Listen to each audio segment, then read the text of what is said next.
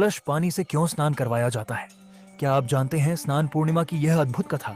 कहानी शुरू होती है स्कंद पुराण के राजा इंद्रद्युम्न से, जिन्होंने प्रभु के नील माधव स्वरूप के अदृश्य होने के पश्चात समुद्र से बहकर आई दारु ब्रह्म से भगवान विश्वकर्मा के द्वारा महाप्रभु को उनका चुना हुआ स्वरूप दिया। और इसी दिन हुआ कुछ बहुत खास, महाप्रभु का पहला स्नान, जब उन्होंने पहली बार अपने भक्तों को दर्शन दी। लेकिन एक नए स्वरूप को स्नान करवाने की आखिर क्या जरूरत थी? माना जाता है कि जब राजा इंद्रद्युम्न ने पहली बार दारु ब्रह्म की मूर्तियों की स्थापना की थी, ब्रह्मा जी का सबसे पहला निर्देश था कि श्री विग्रहों का जलाभिषेक आयोजित किया जाए। और क्योंकि भगवान इस दिन प्रकट हुए थे, इसीलिए इस दिन को आज भी स्नान पूर्णिमा के तौर पर मनाया जाता है।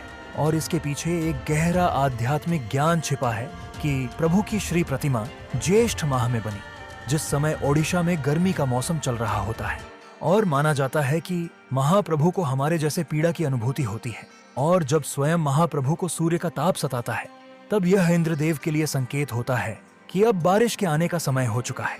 स्नान पूर्णिमा की सुबह मंगल आरती के साथ शुरू होती है, जिसके बाद प्रभु को ले जाया जाता है स्नान वेदी तक, पौड़ी में घंटों की ध्वनि के साथ। फिर शुरू होता है स्नान 108 कलशों से, जिसका पानी आता है मंदिर के अंदर स्थित सुना कुआं से। जगन्नाथ महाप्रभु को 35 घड़ों के पानी से नहलाया जाता है, बलभद्र जी को 33, सुभद्रा जी को 22 और सुदर्शन चक्र को 1। सबसे अचंभित बात तो यह है कि 108 कोई रैंडम अंक नहीं है, यह है सबसे पवित्र संख्या, माला के मोती जैसे, उपनिषद जैसे।